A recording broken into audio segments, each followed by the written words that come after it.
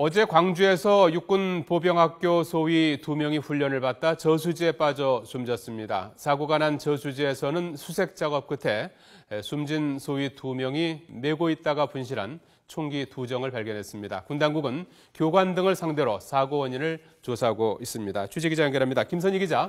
네, 전국보입니다. 예.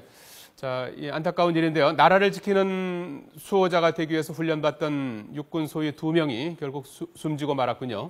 그렇습니다. 사고가 난 시각은 어제 오후 3시 반쯤이었는데 이 물에 빠진 고모, 이모 소위 2명은 1시간 만에 인양이 됐지만 몇 시간 뒤에 사망 판정이 내려졌습니다. 인양될 때 이미 호흡이 없고 맥박이 잡히지 않았는데요. 결국 의식을 회복하지 못한 것입니다. 이들은 저수지 한가운데서 인양이 됐는데 옆에 있던 동료나 교관이 아니라 119 구급대원에 의해 뒤늦게 인양됐습니다. 군 당국에서 구조 조치를 좀 더 빨리 했더라면 하는 아쉬움이 큰 대목입니다.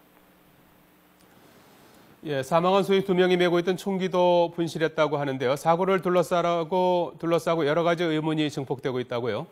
그렇습니다. 사고가 난 저수지에서는 이른 아침부터 수색 작업이 진행이 됐습니다. 실탄은 들어있지 않은 것으로 알려졌지만 총기는 반드시 회수해야 하기 때문에 군 당국이 이른 아침부터 수색을 진행한 끝에 오전 10시 50분쯤 K1 소총 2정을 찾아냈습니다. 사고 당시 저수지에서는 숨진 소위 2명이 다른 장교 3명과 함께 한 조를 이루어 수중 침투 훈련 중이었는데요. 다른 장교 3명이 먼저 저수지를 헤엄쳐 건넜고 이소희 등이 뒤이어 저수지를 건너다가 실종된 것입니다.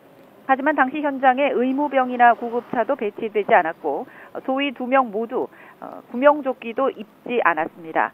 이들은 애초 간첩 침투 등 국지 도발에 대비한 육상 침투 훈련을 하고 있었는데 어떻게 훈련 과정이 헤엄쳐서 저수지를 건너는 것으로 바뀌었는지 의문입니다.